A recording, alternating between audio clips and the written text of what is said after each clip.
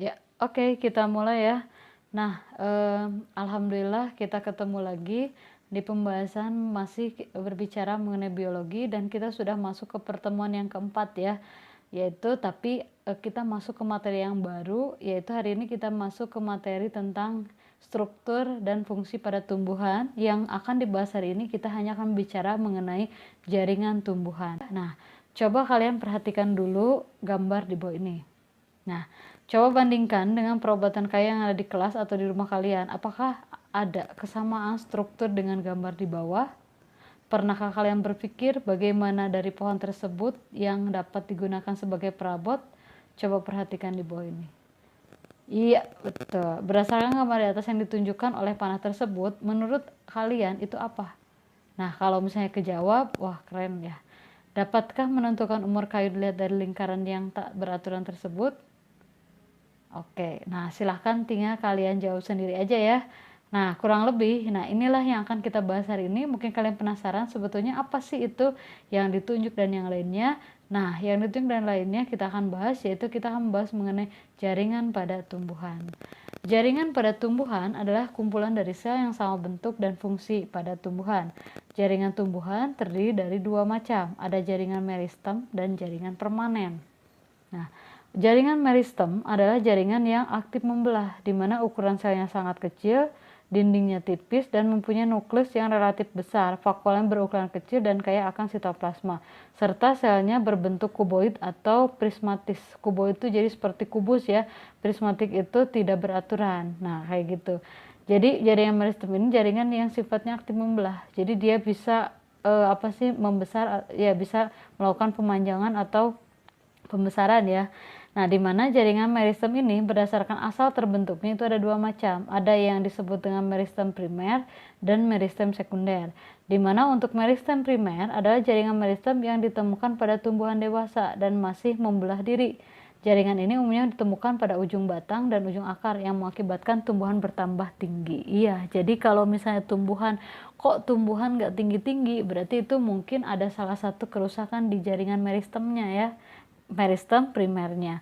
Nah, sedangkan meristem sekunder adalah meristem yang berasal dari sel-sel dewasa yang berubah sifatnya menjadi sel meristematik. Contohnya apa? Yaitu kambium. Nah, yang tadi yang ditunjuk tadi itu adalah kambium ya, yang mengakibatkan si batang tersebut menjadi membesar, dan bahkan si kambium tersebut bisa digunakan untuk menghitung berapa tahun si tumbuhan tersebut itu sudah hidup kayak gitu.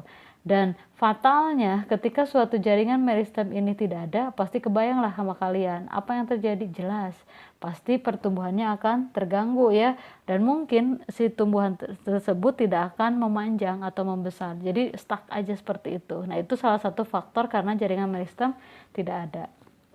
Oke, nah inilah salah satu letak di mana jaringan meristem ada ya. Nah, kalau di akar biasanya ini ada di bagian ujung ya, itu ada meristemnya, ada meristem apikal bagian ujung.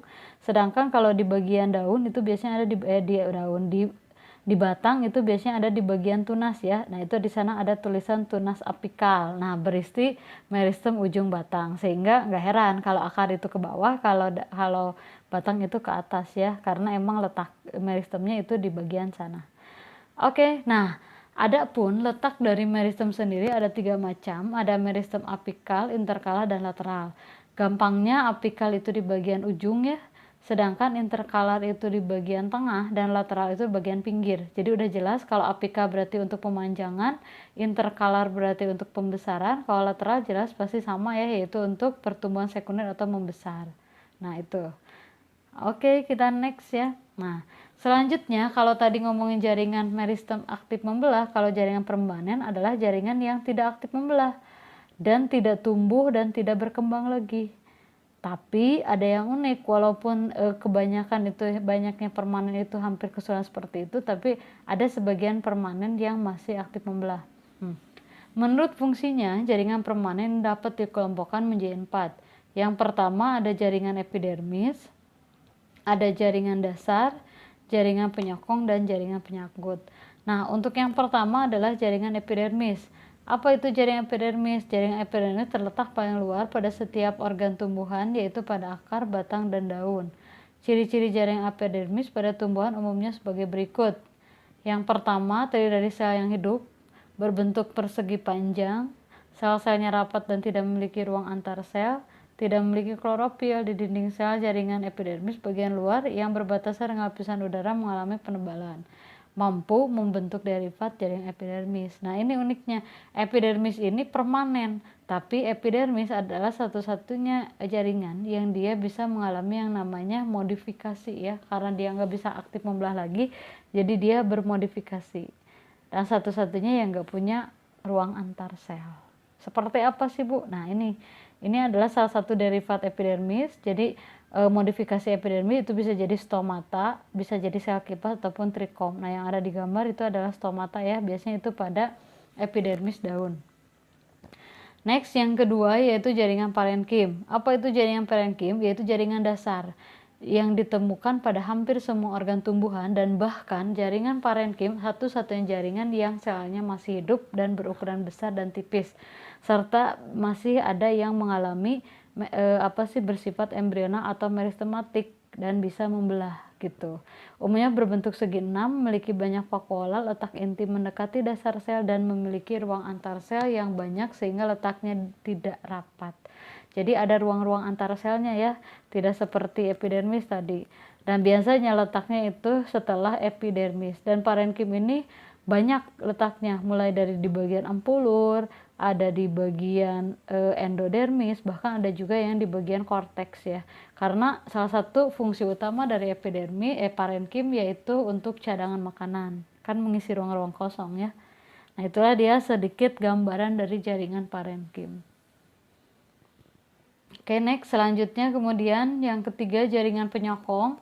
Jaringan penyokong atau jaringan mekanik merupakan jaringan berperan menunjang bentuk tumbuhan agar dapat berdiri dengan kokoh. Sesuai dengan namanya, penyokong berarti untuk mengokohkan tubuh ya. Jadi biar tidak tidak ambruk gitu ya, atau misalnya tidak letoy gitu. Nah, jaringan penyokong ini dikelompokkan menjadi dua, ada kolenkim dan sklerenkim. Nah, kolenkim biasanya jaringan hidup yang memiliki banyak sifat dengan parenkim dan secara struktural dapat yang sebagai jaringan parenkim khusus yang menunjang organ muda pada tumbuhan. Dan biasanya ini hampir seluruh jaringan tumbuhan itu pasti ada kolenkimnya ya, karena ini biasanya pada jaringan yang masih muda, dimana penebalannya ini hanya di bagian sudut-sudut aja, dan biasanya di penebalannya oleh namanya selulosa ya. Beda dengan sklerenkim. Kalau sklerenkim ini biasanya menunjang terdapat pada organ tumbuhan yang telah dewasa, atau biasanya tumbuhan-tumbuhan yang bisa dikatakan tidak semua tumbuhan ya, hanya dikotil ataupun gymnospermae atau angios yang dikotil aja. Nah, ini biasanya penebalannya itu menyeluruh. Kalau tadi kan di sudut aja ya, kalau ini menyeluruh, dan biasanya penebalannya ini oleh lignin gitu. Salah satu contoh yang sangat terkenal dari sklerenkim yaitu misalnya batok kelapa ya. Nah, itu adalah salah satu penebalan yang dilakukan oleh jaringan sklerenkim. Next, yang terakhir yaitu jaringan pengangkut. Nah, si jaringan pengangkut ini merupakan jaringan yang fungsinya jelas, sudah tahu, yaitu untuk ngangkut ya. Ngangkut apa? Air, unsur hara, serta mengedarkan hasil fotosintesis. Ada dua, ini udah dari SMP belajar. Ada xilem dan floem. Kalau xilem buat apa? Yaitu pembuluh kayu yang merupakan jaringan yang berfungsi untuk menyalurkan air dan unsur hara dari akar ke daun. Jadi dari bawah ke atas ya. Nah, sedangkan floemnya yaitu untuk mengangkut yang menyalurkan zat-zat makanan hasil fotosintesis ke seluruh tubuh. Jadi sifatnya itu kalau dalam bahasa kemarin di membran, kalau xilem itu kayak osmosis, kalau floem itu difusi ya, menyebar kayak gitu. Oke. Nah, seperti itulah pembahasan hari ini. Mudah-mudahan ada manfaatnya. Kalau kalian masih kurang paham, silahkan tanyakan langsung ke nomor ini. Kalau misalnya sudah paham, kalian tinggal langsung kerjakan latihannya. Seperti biasa ada di classroomnya. Dari Ibu cukup dulu sekian. Mudah-mudahan ada manfaatnya. Selalu semangat untuk belajarnya. Insya Allah ada manfaatnya ya. Wassalamualaikum warahmatullahi wabarakatuh.